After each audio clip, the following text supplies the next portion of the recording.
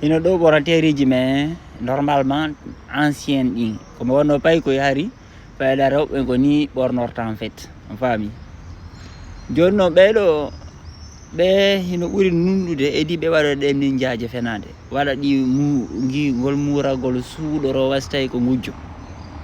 déjà kala suuɗotoɗo pandi ande no woodi ko wafala en fait ɗum fof psychologiquement ko holliri bonki faami ɓeno ɓe yirton ɓe ɗo ni ɓe juuɓe koɓe zinata ɓe janfatako faami et puis ala surveillance maɓɓe en fait o yino ɓe arani ɓe yeeyoya piiji ɓe watta bonki hoore lawol ɓe hay ɓe woldata e janano sa ko ɓuuri kon ɓe woldata e janano o yi ɓe ɗaɓɓa kan nandugol e rewɓe ɓale maɗum rewɓe porto hiɓe mari morɗi maɓɓe e cosaan maɓɓe on faami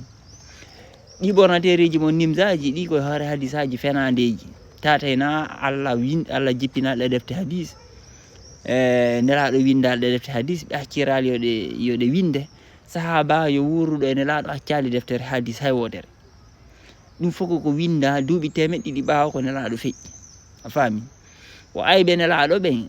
ɓayti nelaɗo ɓayde ɓe fooli ɓe ƴetti aadaji maɓɓe ɗi ɓornateriji maɓɓe ɗi no ɓe wayno ɓe windi waɗi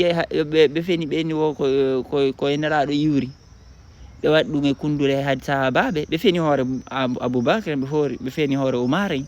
ɓen fof ɓe winda deftere hadis kono ɓe yalti ɓe feni et puis ɓe muslim bouhari ɗum fof ko yahudiɓe à la base ko jeeya ko ente hande yahudi askenage kon yahudiɓe ɓe raneɓe ɓen rawnuɓe ɓen on faami yahudiɓe rawnuɓe ɓen porto weneten tubakoɓe ɓen ko ɓen muslim en bouhari en ko ɓen jeeyano ko ouzbékistan ko jeeya ɗum e région wi ko telle nga région inte Caucase ɗon ko ɗon noon ɓe yahudi ɓe rawnuɓe iwri faami te ko ɗum so waɗi ɓornateri wahabiya on tawi ko ɓornateri yahudi net ɓe ƴetti aadaji maɓɓe nare wano sunningol nelaɗo sunninaka o sunninaki o tawaka ka sunninte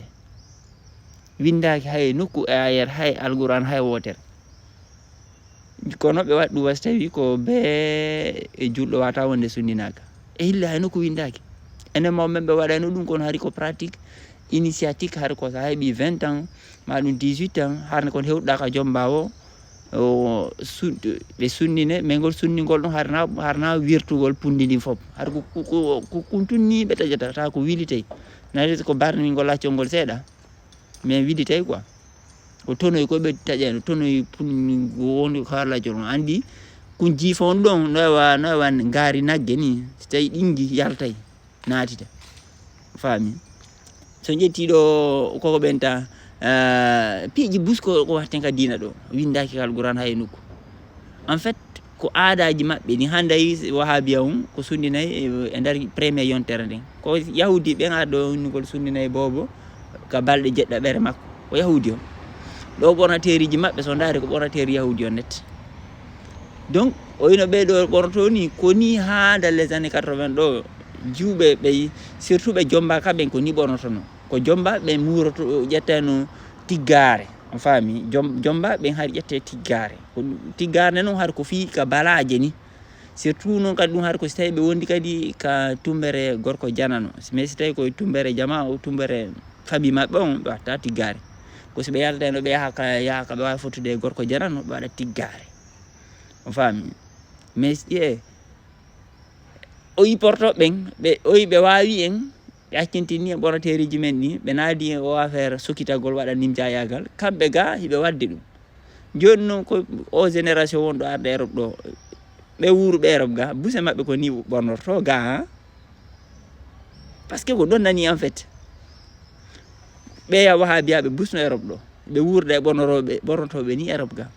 kono ɓe yaha to ɓe fena hadisaji ɗen ɓe ñoƴƴa ɓe wonɓe toon ɓe ɗannine